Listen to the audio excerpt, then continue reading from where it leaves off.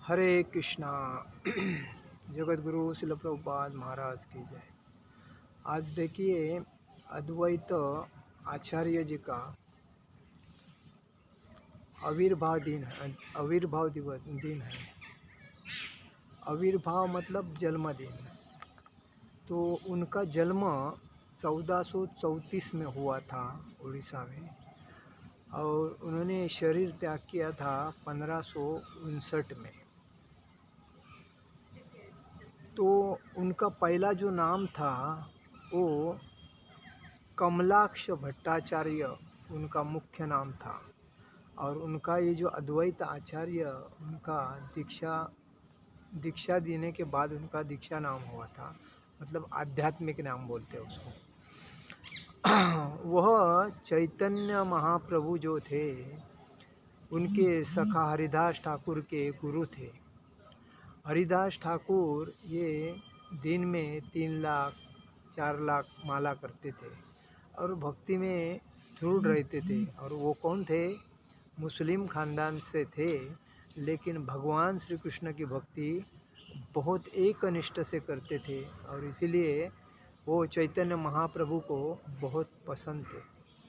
इसीलिए कहा गया है, जो मंत्र है, जय श्री कृष्ण चैतन्य प्रभु नित्यानंद श्री अद्वैत गदाधर शिवासादि गौर भक्त वृंद।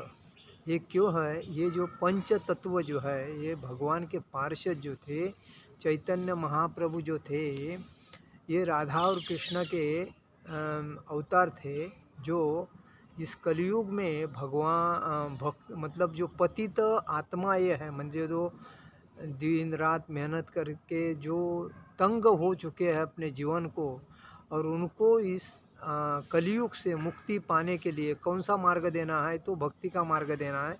और भक्ति ही आपको इस सागर से, दुख सागर से पार करवा सकती है। ये संदेश देने के लिए अवतरित हुए थे। और ये जो अद्वैत आचार्य जो थे, वह भगवान विष्णु और भगवान शिव जी के स्वरूप थे।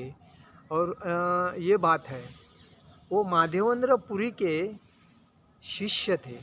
कौन? अद्वैत आचार्य ये माधवेंद्र पुरी के शिष्य थे और श्रीनाथ पंडित के आध्यात्मिक गुरु थे। सीता ठाकुरानी यह उनके पत्नी का नाम था। और उनके जो पुत्र थे, उनको 6 पुत्र थे।